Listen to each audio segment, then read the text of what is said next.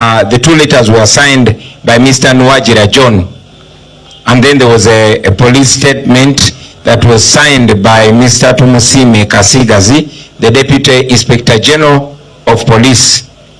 In the first letter dated 7 September, they purportedly asked us to hold our activities because H.E Kyagulanyi Centre was apparently a target of terrorists and they could not protect us, so they wanted us to hold our activities. They claimed that they had received intelligence information that my life was in danger. Of course, that is not surprising. My life has always been in danger, and the culprits have always been Museveni's regime. They tried to take my life in Arua on the 13th of August 2018. They tried to kill me during the presidential campaign, and yes, we revealed to the nation twice that we had information from reliable sources that they were targeting my life because they are scared. This is not surprising because this is their historical modus operandi. This is what the NRA regime has been doing since their days when they were still rebels and therefore terrorists. As soon as we announced our mobilization tour, they immediately started talking about the terrorism. They were not talking about the terrorism when Museveni's son or Nabanja were moving around the country. But as soon as we announced our program, then the talk of terrorism came out. It is clear to everyone that they intended to create fear in the population in order to find reason to block us from proceeding with our programs, especially here in Kampala metropolitan region. You know they are very scared. Everyone knows their intention, but we constantly expose them.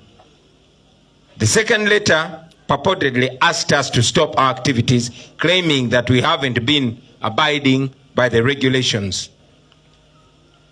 Now, first of all, when we wrote to the police, we just notified them. We never asked for permission from the police because there's no law whatsoever that requires us to seek permission from the police. So we did not ask for permission from them.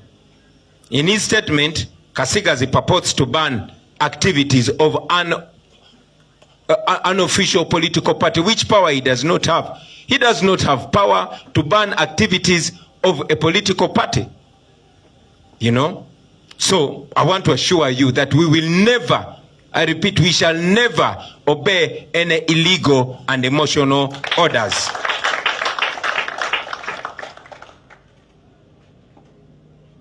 Secondly, they say that we have been blocking traffic. That is laughable, ladies and gentlemen. Our people have been very peaceful, like you saw. We have always ensured that road users use the road peacefully, and our activities have been giving freedom to everybody to drive. Our people have been peaceful, like we said, but interestingly and ironically, the people that have been blocking roads for hours now are calling us out for blocking roads. You have seen Museveni, his son, his daughters, and his hunger zone blocking roads with impunity for hours, including here in the city center. Museveni himself blocks roads for hours with impunity. We have also seen Museveni's son blocking public roads here in Kampala just because he's celebrating his birthday. We have also seen known criminals, which you know, that block roads with impunity, but police has never talked about them. They instead protect them. As for Kasigazi, the statement that he made, it sounds like a statement that comes from the NRM Secretariat. The use of words like mob mentality, words like bullying, him describing us like radicals, clearly speaks to somebody who is doing politics and not law enforcement. In addition, Kasigazi has turned himself into the prosecutor, the investigator. It is, not for him to call us sectarian. It's not for him to declare us that we are defaming Museveni. If we have committed any offense, They are courts of law. Let them take us to court. I want to make it clear, although I know that all of you have seen that our activities have been very peaceful. And this has gone ahead to show the world that it is only when the police and military come in that chaos ensues. We have been peaceful because the police has not brought in any confusion and chaos. Even the one road accident that happened, the incident that happened in Hoima, was purely a road accident. Of course, we sympathize with the family of the victim and we pray that the soul of our brother rests in eternal peace. So let me make these very clear comments. First, the police is exercising double standards and lack of independence. This is seen in their actions, and it only speaks of fear. They are scared because they know the truth. They know the people are tired of them, and they are clearly working for the regime and not for the people of Uganda. They started with the fake terror reports. When they failed, now they are bringing other excuses. I want to assure the nation that our business first and foremost is to remove the regime in power, because that's the excuse they also gave. Yes, we want to remove Museveni's regime. We don't pretend about it because it is illegitimate. It has violated every constitutional principle, and it's upon us to remove that regime. Article 3 of the Constitution empowers us to do what we have to do to restore our constitutional order. So we are within the Constitution. If you disagree with us, if you think we are breaking the law, we are ready to face the courts of law. I want to also reiterate that the police has any permission as indicated in their letter.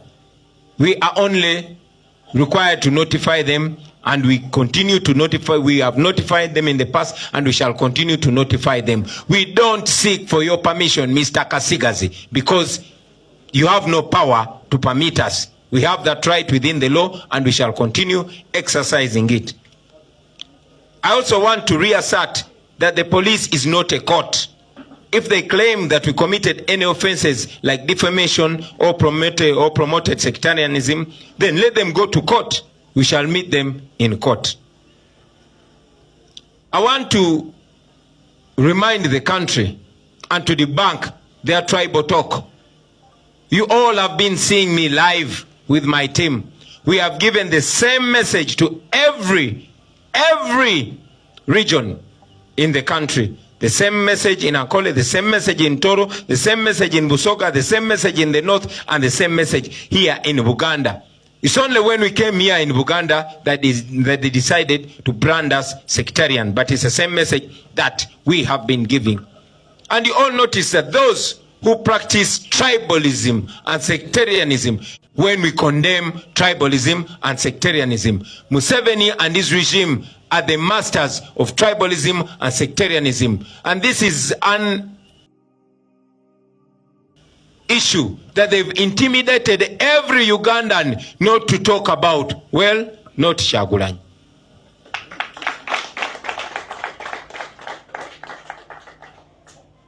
It is time, I think, ladies and gentlemen, that our country has a frank and honest discussion about tribalism and sectarianism.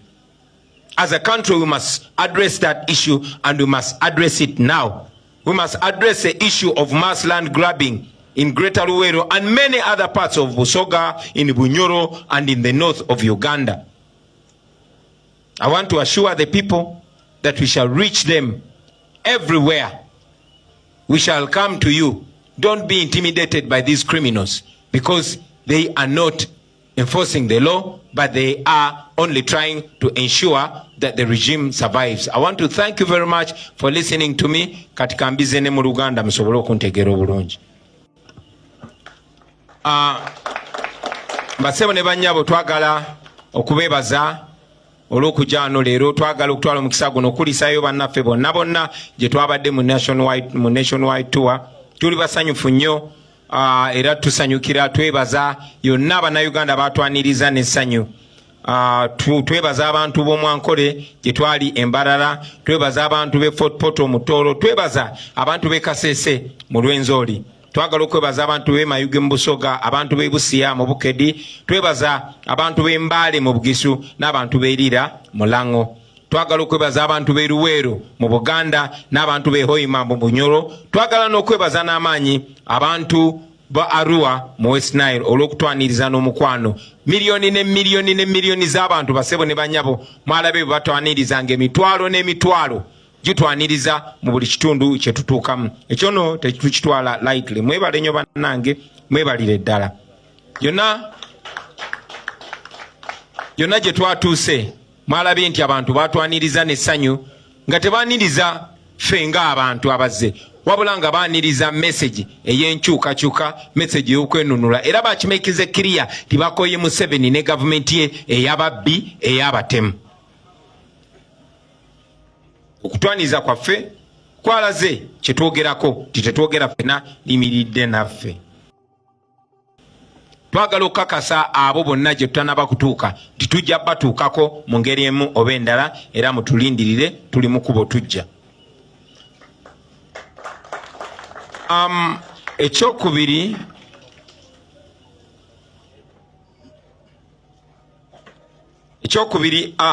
abantu b'e Kabale mbeebaziza, Saasi Mavini, abantu b'ewamwe mbeebaziza, nsaba ssebo okutuma okutwebaliza abantu b'e Kabale mu Kigezi olw'okutwaniriza n'omukwano. Beebale munonga abantu ba Kabale, abantu ba Kigezi.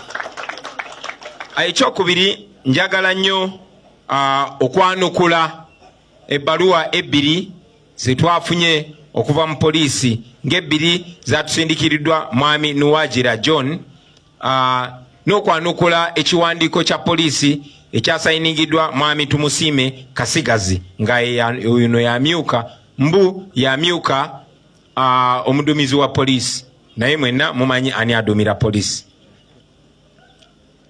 Mu baluwa eyasooka gye twafunanga mu 7 September baali bagezaako okuteekawo emboozi nti abatujju baagala kutemula nze, n'olw'ensonga eyo tuyimirize enkuŋŋaana zaffe kubanga bafunye obubaka nti abatemu baagala kuntemula. Baganda bange mwenna muzze mulaba abantu abagezaako okuntemula nga baatandikira ddala emyaka 5 n'omwezi gumu n'olunaku lumu nga 13 omwezi gw'omunaana mu Arua bwe bagezaako okuntemula, esasi ne likwata driver wange Yasini Kawuma. Bagezaako okuntemula nga tuli mu campaign, esasi lyayita wakati wange ne Honorable Zaake, era bazze bagezaako okusala entoto ez'okulaba nga batujjawo. Twafuna information okuva mu bifo ebyesigika nti baali bagezaako tutemulira Kabale, era information eyo tuze tugifuna, era nammwe mwalaba abasajja abatali mu uniform ya poliisi oba y'amagye nga bambalidde emigemera wala nga batambulira kumpi. Mwalaba n'omusajja kamera gwe zakwatanga agezaako okugyawo episto n'amala n'agizaayo. So tumanyi nti mmwe abasajja ba Museveni mmwe mugezaako okuntemula, tewali muntu mulala yenna, naye mumanyi ekiyinza okuddako. Sijja kirumamu ekyo. Bagamba nti baali bafunye intelligence nti waliwo abaali baagala otutemula. Of course tekyewunyisa kubanga yenkola yaabwe abo abasajja. Okuva lwe twalangirira nti tugenda kutandika okutalaga eggwanga, baatandikirawo okwefulukuta okusala amagezi nga bagezaako okulaba engeri gye basobola okutulemesa. Awo we baayiyiza ekiboozi ekya terrorism. Naye nga buli omu ku mmwe amanyi ekigendererwa kyabwe. Ekigendererwa kyabwe kwe kuteekawo okutya mu bannayuganda basobole okufuna ensonga yonna yonna etulemesa okugenda maaso n'enteekateeka zaffe. Naye era tekyewunyisa kino baakitandikira ddala kuva dda. Bw'oba osomye ebitabo byabwe nga mwe muli n'ekyakazoola ojja kulaba nti fear ne terrorism mwami Museveni ne bayeekera banne kye baakozesanga okuteeka okujja kulaba nti mu mitima gy'abannayuganda kyannaku nti tebalina kye bayize era tebalina kyebeerabidde. Oluvannyuma lw'emyaka 37 bakyakola ebintu bye bimu lwakuba ffe generation yaffe ate embuufu nnyo era emanyi obukodyo bwabwe bwonna. So njagala okifuula very clear basebo ne bannyabo nti ffe bwe twawandikira poliisi tetwagiwandikira kugisaba lukusa, nedda twabawandikira kubategeeza kubanga tewali tteeka lyonna mu mateeka ga Uganda litwetaagisa kusaba lukusa poliisi okola bye tulina okukola. Mu statement ya Mwami Kasigazi yefudde awera ebikolwa ebiri mu mateeka eby'ekibiina ekyobukulembeze ekiri mu mateeka. Njagala okukakasa Mwami Kasigazi n'abo bonna abakozesa okutemula abantu nti tetugenda kugondera biragiro byonna bya bumenyi bw'amateeka. Buli kye tukola kiri mu mateeka era tujja genda maaso nga tukikola. Bwe mba mwagala okutuukiriza ettemu lye mubadde muteekateeka ku bannayuganda ensi yonna ebatunuulidde, naye tetugenda kugoberera biragiro byonna bya bumenyi bw'amateeka. Njagala okujjukiza Mwami Kasigazi nti talina buyinza kuwera bikolwa biri mu mateeka, bikolwa bya kibiina kya bifuzi ekiri mu mateeka ekiwandiise. Mwenna mulabye nti abantu baffe babadde baddembe yonna gye tubadde, era kyongedde okukakasa eggwanga nti buli owabeerawo akavuyo poliisi yebeera ekaleese. Poliisi bwe batekoze kavuyo tewabeera kavuyo, amagye bwe bagaba tegakoze kavuyo tewabeera kavuyo. Tewali kizibu kyonna kyabaddewo mu nkuŋŋaana zonna ze tukubye okumala kumpi wiiki 3, tewali kavuyo konna kabaddewo. Nabalabye nga bagezaako okwesiba ku accident eyabadde ewoyima, naye eyo purely accident ey'oku luguudo. Era twagala okubagiza famire ya muganda waffe oyo eyagendeddemu eyo accident. Bayogedde ne ku kyokwonoona traffic n'ekyokusiba. Njagala baganda bange mwenna okumanya okujjukira nti kyakyewuunyo abantu ate aba blocking enguudo okuvumirira ffe abata blocking enguudo. Muze mulaba Mwami Museveni abaana be n'abo abamulya mu ngalo nga baziba enguudo. Mulaba ne Museveni bulijjo ng'aziba enguudo z'omu kibuga wakati kubanga agenda okuza birthday ye. Mulabye mutabani wa Museveni nga blocking enguudo mu kibuga makati nti agenda kuza birthday. Mulabye ne ba criminal abaziba emisango abamanyikiddwa nga ba blocking enguudo nga teri abagambako, ate poliisi mu kifo ky'okubagambako ate ng'ekuuma bakuume. Naye ate ffe abakola ebiri mu mateeka poliisi begezaako okwekwasa. Ekyo nno kya buswavu. Twagala abaganda era okubategeeza nti mu eyo statement ya Mwami Kasigazi bw'oba ogisomye tesoundinga nga ya poliisi, wabula esoundinga ng'evudde ku kitebe kya NRM. Njagala okuwa Mwami Kasigazi amagezi nti kyandibadde kirungi n'ajjamu uniform ya poliisi n'agenda ne bamudeployinga ku kitebe kya NRM n'aboogerera, kubanga enkozesa y'ebigambo nga mob mentality oba abayaaye nga bullying n'atudescribinga n'atunyonnyola nga baradicals n'ebirala ebifaanana bwe bityo ali mu kuzannya byabufuzi bya NRM, so si kwatisa amateeka. Mwami Kasigazi jjamu uniform yaffe ogende bakuwa omulimu ku NRM. Of course sobola kwerabira kwebaza abakulembeze n'abasirikale n'abapoliisi abakuumye eddembe wiiki 3 eziyise. Kati nno tubasaba muleme kukozesebwa ate kwonoona linnya limbadde mwekoledde. Let me say that again in English. I want to salute the police officers and the UPDF officers that have been law abiding. They've respected the law. They've not violated any human rights. They've not created any chaos. And I beseech you not to be used by these criminals that are clearly on their way out. Mwami Kasigazi yagenze maaso nga yefuula ye investigator, ye prosecutor, ate ye mulamuzi, kubanga bwajja n'atusalira omusango nti twavumiridde Mwami Museveni, titwayogedde ku busosoze mu mawanga. Mwami Kasigazi gwe ne poliisi temuyina buyinza kusala musango. Bw'oba olaba nga tulina etteeka lye twamenye, waliwo ekkooti ez'amateeka, genda mu kkooti oba tuguleko omusango tusisinkane mu kkooti tuwere ennembe nagwo. Ekyo nno kyongera okubalaga bannange nti bano abantu batya nnyo eppeesa lya tribalism kubanga be ba number 1 tribalist. Message gye twabadde tuwa eggwanga lyonna yabadde message y'emu. Twabadde message yemu Ankole, twabadde message yemu Ekigezi, message yemu Kasese, message yemu Elango, message yemu Busoga ne Bunyoro. Lwaki bwe twatuse mu Buganda wano mwakuyise kusosola mu mawanga? Kye mugamba wano mu Buganda tetulina kwogera ku bizibu biruma Baganda wano. Mwagala kungamba tetulina kwogera ku kibataka ekigenda maaso mu Buganda wano. Mwagala tugamba tetulina kusonga lunwe ku busosoze mu mawanga mwe mugenze mwolesa mu buli kitongole kya gavumenti kyonna. Ekiseera kituuse eggwanga nga Uganda twogere ku busosoze mu mawanga nga tetwefenya nga tewali kutiisatiisa. Njagala okozesa omukisa guno kana akabanga kubanga befudde abawera enkuŋŋaana zaffe kuba balabye nga tugenda kutambula. Tulina convention e Canada era ngenda gendayo nsinkane abakulembeze baffe ne bannayuganda bali Canada. Naye mu zino wiiki ebbiri zesigenda kubaawo njagala okusaba mwenna bannayuganda mukitekinge upon yourself lime kubeera ddoboozi lyange nga Kyagulanyi oba ddoboozi lya NUP. Mwenna njagala mugyeyo obusosoze mu mawanga obuli kunze ng'omuntu bwe bubanga we buli. Mugyeyo n'obusosoze mu mawanga obuli mu buli kitongole kya gavumenti kyonna. Mwe abali ku social media musobola okikola. Njagala obbasaba mukube torch kubanga kino kyammwe nga bannayuganda mulabise.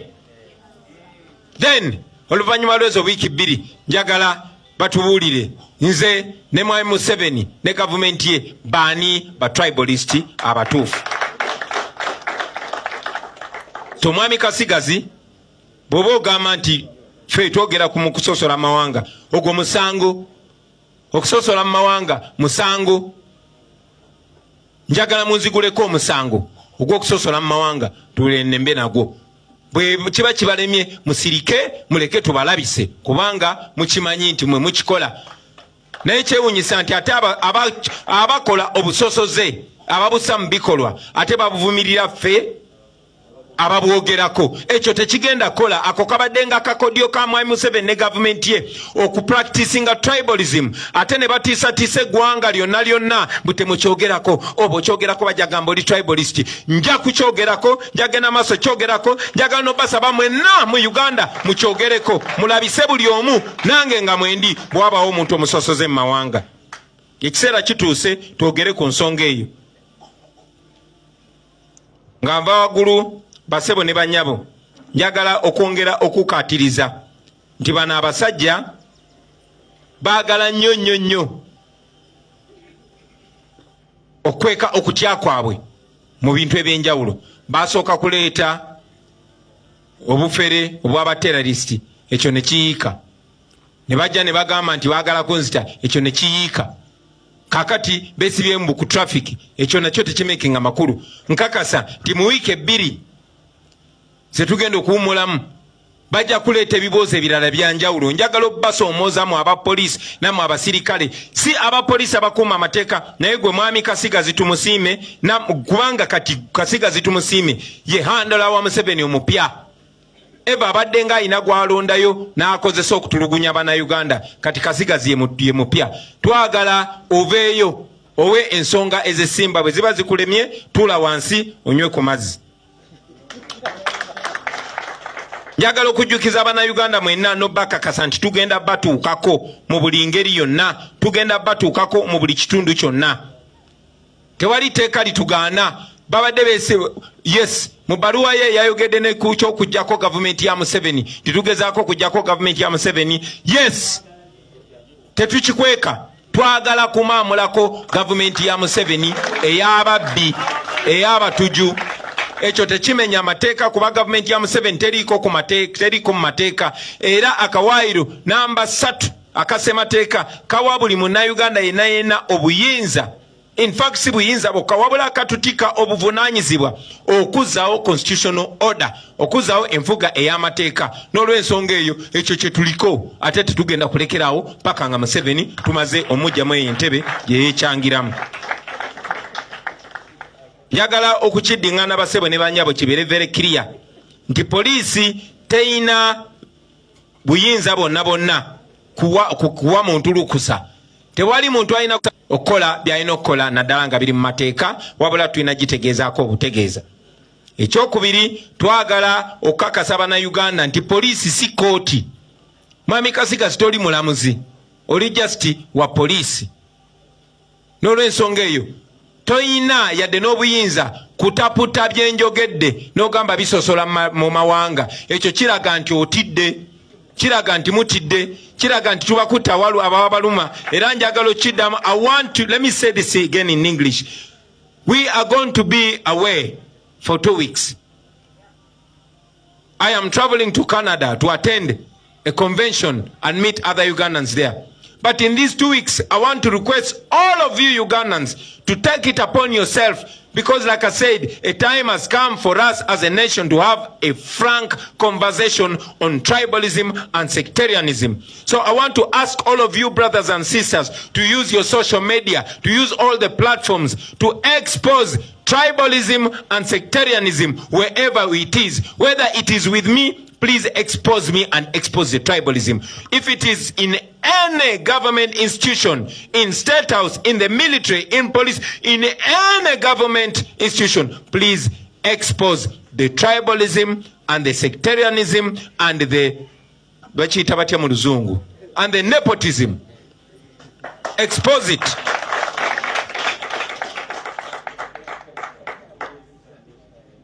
Finally, I want to once again assure all the people of Uganda that we shall reach you. We shall come to you. Museveni and your fellow criminals, if you want to harm us, the world is watching you. You have tried it so many times. We are not scared of you because you cannot kill all of us. Thank you very much, ladies and gentlemen, for listening to me, for God and my country.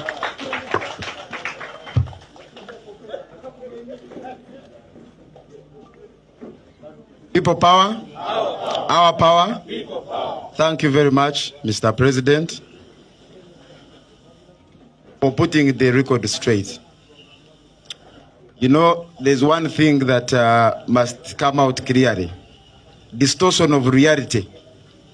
If you have been following the debate by the NRM propaganda machinery, especially on social media and other media platforms regarding sectarianism and nepotism, you see that the trajectory is to make the victims of sectarianism believe that they are the ones in the wrong.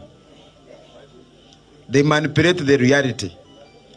And one thing that you need to know about dictatorial systems, since time immemorial and world over, they survive on about 3 things. One, the president has talked about it: fear. Fear is the greatest wall that stands between the people and the dictator. Once that wall is brought down, you will see the dictatorship crumbling. Number 2 is manipulation of the population, and he has talked about it. Number 3 is to deny people leadership, the oppressed. How do you deny people leadership? Compromise their leaders. The cases are very many. Discredit the leaders. When they have a credible leader like our president, call him a tribalist, call him sectarian, call him all sorts of things, so that the people can lose confidence in him and you continue to oppress them for more years and more years. People power? Our power? People power. We are going to entertain about 3 or 4 questions from the ladies and gentlemen of the press.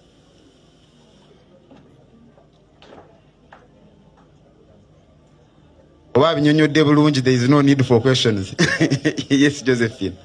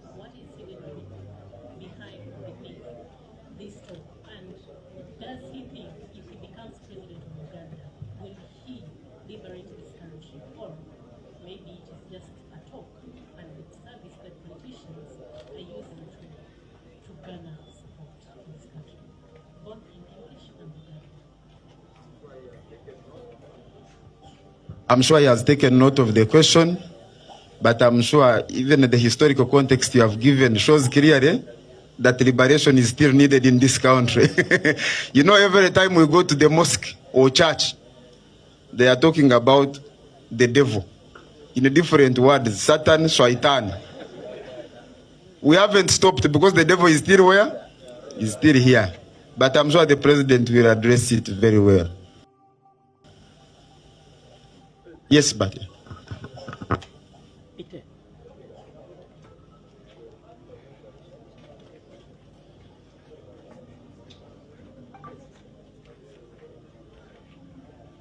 Thank you. You have said that you had good credible information when you were covered and that your life was in danger. And you have also said that the police itself said your life is in danger. So it means, and you trusted what the other sources then told you, and you didn't trust what the police said. But when you add those two, when both of them are talking about your life being in danger, why do you see what they are saying is putting your life in danger? And number two, we know for a fact that when they say this will happen, and you say it's going to happen, we know what has happened as a result. There's a lot of violence that the police has unleashed. You know, in these 2 weeks, getting ready for the violence that they are going to unleash, because we know for a fact that will follow. Thank you. Maybe the first report was about the police being the threat to his life. This is the third question.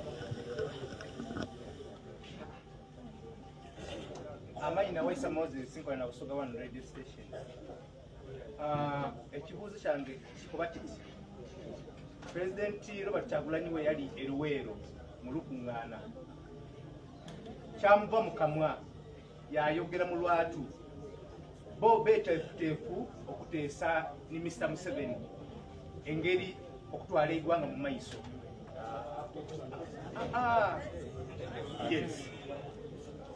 Kwenda aveeyo atwinonoleku webanga nteesateesa ki enteesaganyesa okubaawo ebaawo mu ngeri ki atumenemenere mu ngeri eyo. We'll take the last question. Oh, I thought you had put up your hand. Okay. I'm interested to know the next course of action. The party president has come clear that he's defying the police directive. So after the 2 weeks away, as you come back, where do you pick it from? Okay, I'm sure the president will answer that, but I think generally the indication is that our activities are continuing and we shall be able to roll out a roadmap for the next phase because our job is not done. And when we do it, it's not business of police. Our responsibility is to notify them, which we have previously done, and we shall do when time is due. But I'm sure the president will give the most appropriate answer.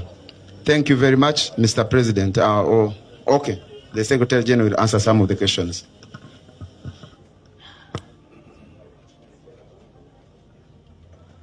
People power, our power. Thank you very much, the media and all leaders who are here, Mr. President. I just want to respond quickly to 2 issues, but also to talk a little bit about this talk of sectarianism. And I will also remind the country that there are many political parties that we could have used as vehicles, but we chose the National Unity Platform because we believe in national unity. At the core, that is our belief. We believe in national unity. The first value before you talk about anything else that we stand for is in our name. We are the National Unity Platform.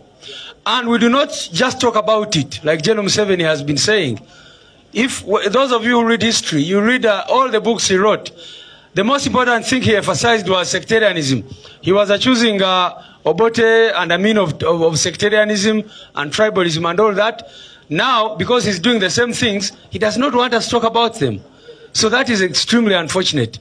If Museveni, just go and read Mission to Freedom, read Sowing the Mustard Seed, if he could write and condemn those past leaders, for sectarianism and tribalism and all that, why does he think it is now wrong to condemn it when he's practicing it? So it is very, very unfortunate, and I think all the people of Uganda need to talk about that, because we believe as a national unity platform in equity. We believe that all regions in this country should have an equal stake in this country. We believe that whether you are from the north or from the east or from the central or from the west, you should have an equal stake in this country. We believe that all parts of this country should be developing at the same level. You cannot say that you are going to leave some regions. People have been saying we are not going to wait for Karamoja to develop. You see the regions like Busoga, what is going on there, West Nile and all that. We believe that national resources should go to all the people of Uganda, and we make sure that we have an inclusive economic development in this country. And so, those who talk about sectarianism, we are just condemning the evil that you do. The fact that in the national enterprise, if you look here, amongst the leaders here, and it is very unfortunate, I think the president talked about it. When he was in Rwenzori, he talked about the problems affecting the people of Rwenzururu. He talked about the humiliation of the Omusinga. Why did they say it was sectarianism? Because he talked about it. When he went to Bugisu, he talked about Bugisu Cooperative Union. And he stressed the challenges of the people of Bugisu that they have been going through. When he was in Busoga, he emphasized the problems in Busoga, including the prices of sugarcane, the unemployment there, etc., etc. Why didn't they come to talk about sectarianism at that point? Why is it that when he comes to Luwelo and emphasizes the problems of land grabbing, the problems of marginalization and all that, how come now they're talking about sectarianism? So I want to emphasize that the National Unity Platform, we are not just NUP in words. We are the National Unity Platform in values, and that is what we believe in at the core. So, and maybe finally, and there's a point also about nepotism. You see, one of the biggest challenges is that Museveni and his regime are trying to victimize the victims. They are trying to see those people who have been victimized and calling them the victims. It's a shame. So when you think about nepotism, you just go and see right from top and see the ministries, the departments of government, where relatives, friends, cronies are scattered. You know, we believe in merit. We believe that people should have positions in government based on merit, not based on blood, not based on relationships, not based on kin, etc., etc. So I want to quickly attempt a question from our friends there about liberation. I'm sure the president will elaborate more on it. But liberation, you know, our country is not liberated. And if you want to know that we are not liberated, you remember the media houses were beaten up when you went to the UN to deliver a petition. That is a sign that our country is not liberated. We are not liberated because we lose 10 trillion shillings every year in corruption, which money should be used to improve the lives of our people. We are not liberated because right now police can write a letter purporting to stop activities of a legitimate political party. That is a sign that we are not liberated. We are not liberated because our children are not able to go to school. In many parts we've been going to, you've been seeing children who drop out of school when they are very young because they cannot afford school fees. We are not liberated because we're in West Nile, and West Nile is not yet connected to the national grid. Every time they are suffering with power blackouts. We are not liberated because you've been seeing the expenditure of General Museveni and State House. They are spending over 2.8 billion shillings, over 2.8 billion shillings a day, when people do not have food in many parts of this country. That means we are not liberated. We are not liberated because I can go on and on and on and on. So those who say, who ask us about liberation, we are fighting to make sure that all Ugandans can enjoy this country and can have an equal stake in this country. I thank you, and maybe now invite the president to respond to his questions.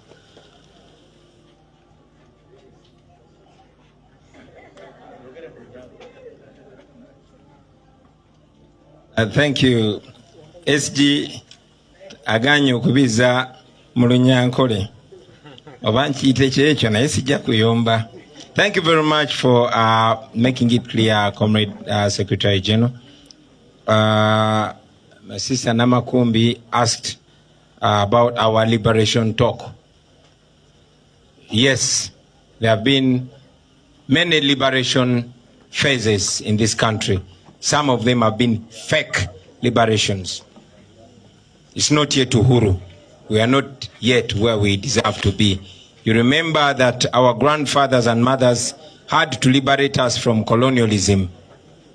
And after colonialism, we celebrated briefly, and then we fell again into misrule. Gun rule returned. So when Museveni was fighting against Dr. Milton Obote, we thought he was fighting a just cause, because he convinced our fathers and mothers that he was fighting against human rights violations, that he was fighting against vote rigging, he was fighting for the return of democracy and all that. But looks like it was a lie. You all remember that on the 26th of January, in fact 25th of January 1986, 25th of January, the same day that Idi Amin took over, is the same day that Museveni took over. Although, being the liar that he is, he lied. He paused so that they celebrate on the 26th of January. So on the 26th of January, we were captured as a country. We were lied to, tricked, and captured. So now we are fighting to liberate ourselves from gun rule. We are fighting to liberate ourselves from dictatorship, from the abuse of democracy, from vote rigging, from everything times 10 that Museveni purported to fight against in the 80s. We are fighting against family rule. We want to liberate ourselves from family rule, from sectarianism, realistic sectarianism, from corruption, and from land grabbing. I could go on and on and on and on. But most importantly, like it seems to be the hot issue, we are fighting to liberate ourselves from nepotism and tribalism. And I will make it very clear. Some of you saw a video of an SFC soldier. And those that have not seen it, I beg you to spread it, because it is exposing and spreading the truth and poking holes into their manipulations that is going to save us. Please spread that video. This SFC soldier is clearly having tribal talk that I find even filthy to repeat here on the microphone. But where do they learn it from? They learn it from the chief priest of tribalism and sectarianism. I want to make it clear that I'm not tribal. I'm not tribal. You all know my family. Did I marry from my tribe? You want to tell me there were no women in my tribe? But because I am national and I appreciate diversity, and I got my wife, my beautiful wife, from Ankole. You all remember that Museveni's son tweeted against me marrying my wife from Ankole, saying that I had to seek permission from him. You've seen all his tribal tweets that I find detesting to even repeat. But again, look at the teacher of tribalism and sectarianism. Look at how he has reduced our country to his family. His wife is a minister for education. His brother, he has the biggest budget under the guise of Operation Wealth Creation. His son, he commander land forces, then advisor. His brother-in-law, his son-in-law, his brothers are the owners of the gold mines that are supposed to be national gold mines, etc., etc., etc. So, Museveni, you have no moral authority to talk about that. We were all also asked about the threats, but I don't think I have to attempt that, because you were very ably responded to. I mean, yes, we've had threats, but historically, threats against my life have been coming from the regime. And it's upon the Museveni regime to ensure that nothing happens to me, because we know that any harm that comes to me will be coming from you. And you know what exactly will follow later on. Sematimba, no, before Sematimba, again the same person, but they asked whether we are ready for the violence. We are never ready for violence. We don't want violence. We are not violent people. And as you've seen for the last close to 3 weeks, nothing violent has happened because the police has not unleashed violence on us. How have we been able to go around? It's not because Museveni wanted it, but we've been telling you we took Museveni, his son and his cronies to the International Criminal Court. And we believe that because they know what that means, that's why they behaved themselves. Are we ready for violence? We are not ready. But again, like they say, give your enemy enough rope to hang himself. The world cameras are on us. Museveni, you have the right to brutalize the people of Uganda or even kill them. But everybody that unleashes violence on the people of Uganda, anybody that kills the people of Uganda, you will be personally liable. Personally liable. We told you when we were beginning this tour that you will only be giving us more evidence against you. We are law-abiding citizens, and we know that one day, one time, all of you will answer for the crimes against humanity that you have committed in the past, that you are committing now, and those that you plan to commit. Fitubatadeko camera, you can do all that you want to do. Yes, bimazeyo. Yeah. Echa Sematimba bwejire. Awi njide mu Luzungu Sematimba. Chidira mudala mu Luganda. Esuti yambade katogere mu Luzungu. Sematimba bwejire asked, quoted me having said that we are ready to speak to Museveni. Oh, it was Waiswa. Oh, it was Waiswa. Lwachi ndoze ebibuzo ebibawa wamesuti yembuzabuza.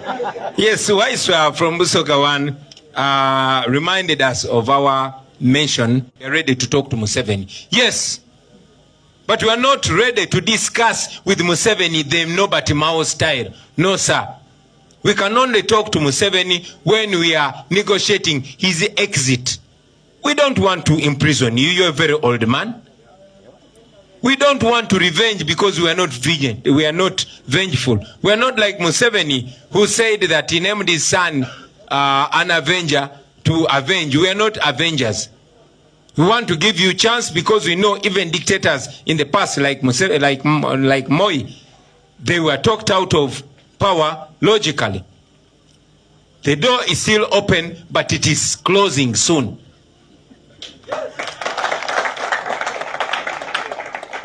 We can discuss with you, we can give you protection, we can take good care of you so that we don't have to stress with you. The people of Uganda want their freedom soon. Give them freedom without a struggle, you are welcome. But if you want to be kicked out of power, we shall kick you out.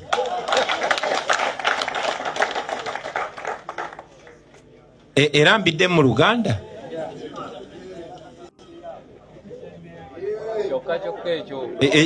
Wabuziza kibuzo ki? Tonnaba kibuuza. Ojja kibuuza nga tuli babiri.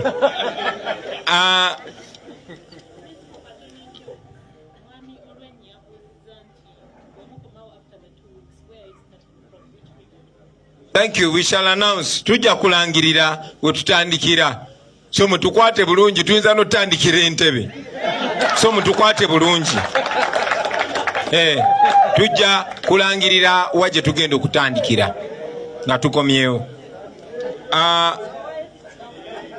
Namakumbi yabuza nti tubadde twogera ku kwenunula naye wabaddewo phases oba emitendera gy'okwenunula mingi. Kituufu bajjajjaffe balina okwenunula okuva mu bafuzi ab'amatwale abazungu, era abazungu bwe twabagoba twasanyuka twajaganya nga tumanyi tefuga bbi liwedde kubanga abaana baffe baddugavu bannaffe be baali bakikutemu. Naye kyannaku nti okwo okujaganya kwali kwa kaseera katono era ebiwoobe ne biddamu. Milton Obote Amini bwe yamuggyako twali tulowooza eddembe lizeewo ate okutulugunyizibwa kwaddamu bupya. So Museveni bwe yajja ng'akonvinsize batata baffe ne maama baffe nti agenda kulwanirira demokrasi, agenda kulwanirira ddembe ly'abantu, agenda kulwanirira ettemu n'obuli bw'enguzi okuvaawo, twamwegattako ffenna. Kyannaku nti yali mufere era nga bw'akyali kati. Kyannaku nti yalimbalimba abantu baffe era nga 25 omwezi gwa January olunaku lwe lumu olwa 25 Idi Amin yawambirako ne Museveni yawambirako newankubadde bakola olukwesikwesi ne balangirira lwa 26 naye kale tukitwale ndi ku lunaku olwo lwe twawambirwa era okumala emyaka 37 tubadde tufugibwa ku mudumu gwa mmundu. Okumala emyaka 37 obukulembeze bwe tulina bwannakyemalira. Okumala emyaka 37 obuli bw'enguzi bwasuka tufugirwa ku mudumu gwa mmundu, tufugibwa famire emu. Okumala emyaka 37 okunyigirizibwa kususse, so tulina okwenunula nate okwejjamu abo abafere abatulimba nti baali baze tununula. Era okwogera ku busosoze mu mawanga obwo kubanga ensonga enkulu gye mbasabye nammwe mwenna mutaanye, so that ensi yonna emanyanga si bigambo bya Kyagulanyi wabula nga bigambo bya buli munnayuganda yenna okuva mu regioni zonna ez'enjawulo. Njagala mujjukire nti omusirikale owa SFC nga konvinsinga banne okuwagira Muhoozi yakozesa ebigambo ebisosola mu mawanga kirikirya mwenna mwakiraba ako ka video gye kali nsaba mudemo katambuze bupya ngali mu uniform y'amagye g'eggwanga. Muze mulaba tweet za mutabani wa Museveni. Nze mumanyi mukyala wange namwasa Mwankole, simanyi oba banyiga bunyizi kuba nafunayo asingayo obulungi. Ne mukyala wange namwasa Mwankole era abantu b'Omwankole balungi nnyo, bantu bakitiibwa nnyo.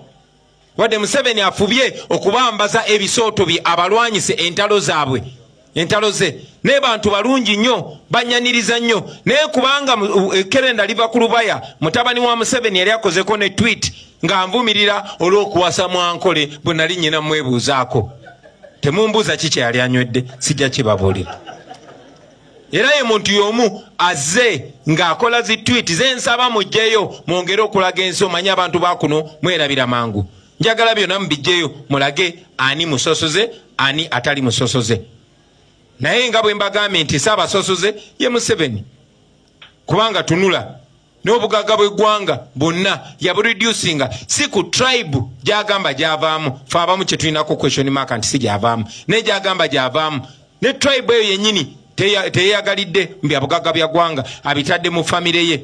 Obwa minisita obwa education yabuwa mukyala bwe, obwa minisita obulala budget esinga obunene mu ggwanga yagiwa muganda we Sale ne beekweka mu operation wealth creation. Mutabani we newankubadde tasaanidde yamufuula komanda w'amagye g'okutaka kati presidential advisor. Bakoddomi be, abakaabaana, abazadde mu baana n'abalala abafaanana bwe batyo. Tunuulira ebirombe bya gold ebya Uganda kati bya baganda ba Museveni, bwe kitaba kya Sodo kiba kya Sale, bwe kitaba kya Sale kiba kya bwatyo bwazenga akola. Abaffe ani sectarian ani musosoze mu mawanga. Ekyo nkibawadde mwe bannayuganda. Tulina wiiki 2 okwe-exposinga tribalism ali mu ggwanga.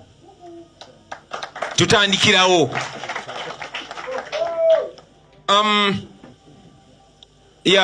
Mwami Batte yabuuza kututiisatiisa ku butemu. Kituufu obutemu obwo batuwoninga ebbanga ddene, naye ffe tukimanyi ti abantu abayigezezza mu bulamu bwange obutwala bantu ba Museveni. Essasi bwe erya missinga yasinika mu matera missinga era twamuziika dda kitalo nnyo.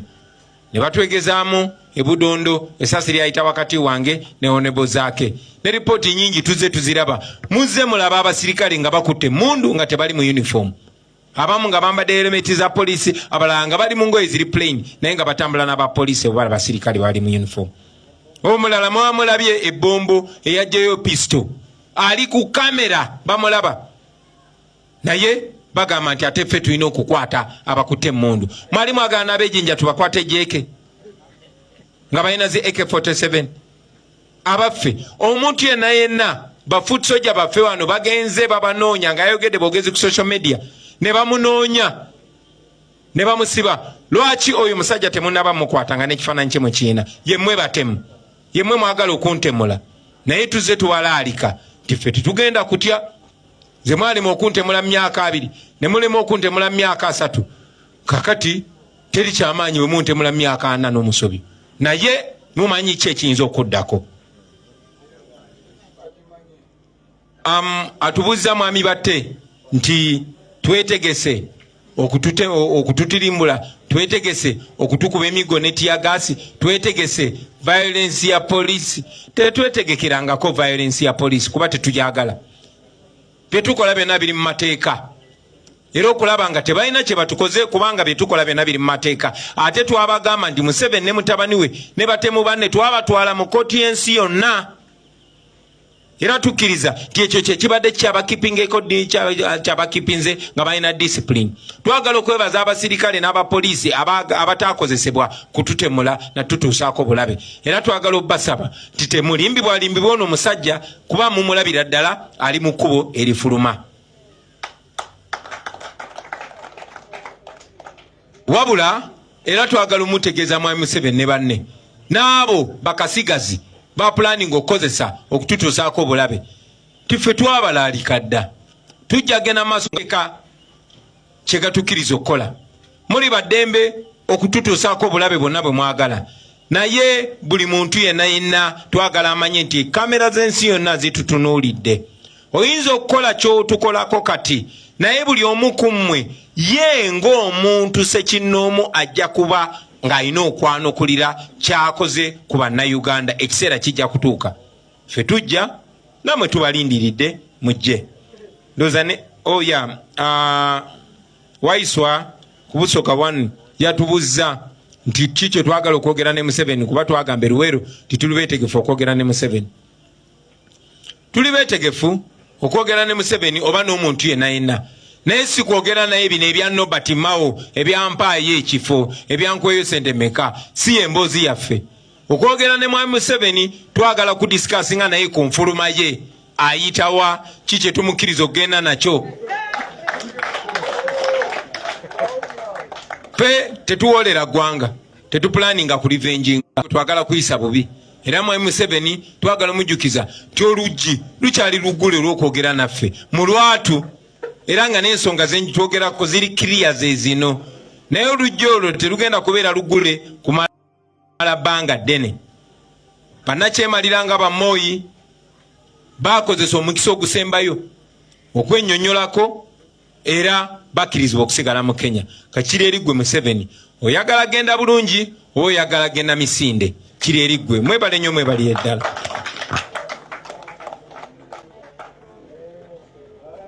Thank you very much, Mr. President.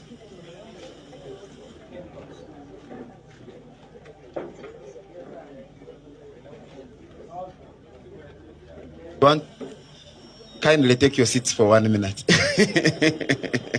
Yes, we shall sing the anthem. Josephine was smiling like the question was not, but the president asked me to add that the difference that our liberation has from those liberation struggles that have taken place before, ours is anchored on people. That is why we are people power. That is why we are going out there to empower the people of Uganda to stand up for their rights. We could have chosen to use other means.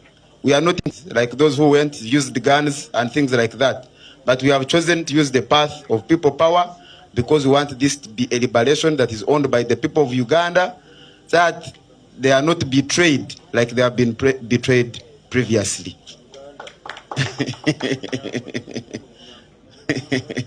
Next time, when I've eaten lunch. We are going, because after the anthems we shall go. So I will ask Honorable Mwada to give us a closing prayer, and then we shall do the anthems and close the briefing. Thank you very, very much. We are grateful for your time.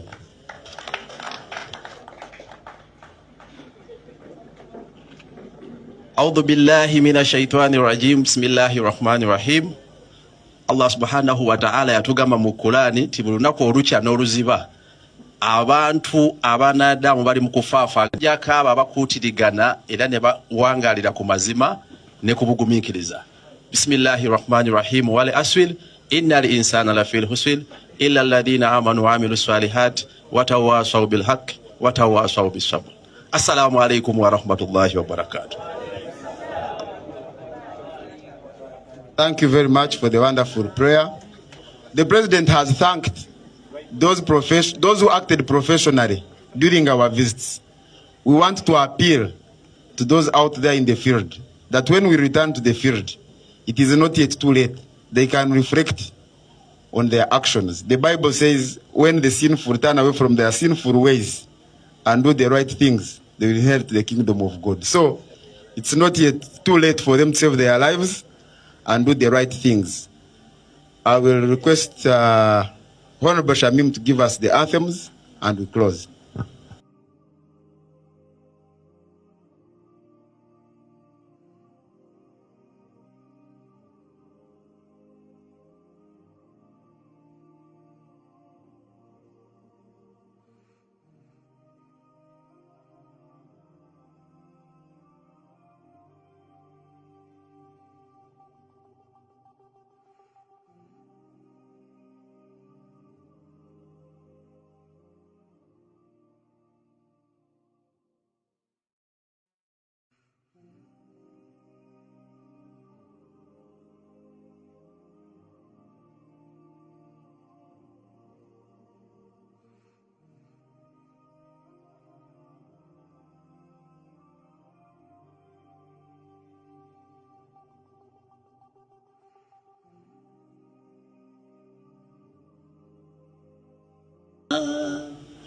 When the struggle is over, we shall wear the victor's crown.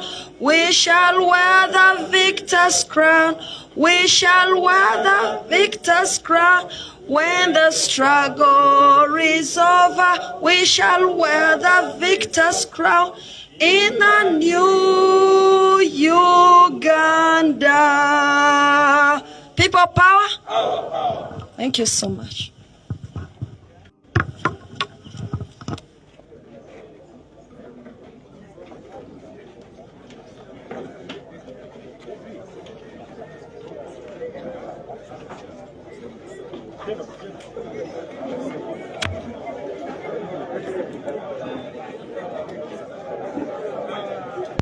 Okay, thank you so much and have a nice time. Msengeze General on behalf of the team. See you next time. The president is going to be off for 2 weeks as they finish up the delegates conference or the national or the international conference in Canada. And very soon they will be back to back up with the national tour. May God bless you and have a nice time.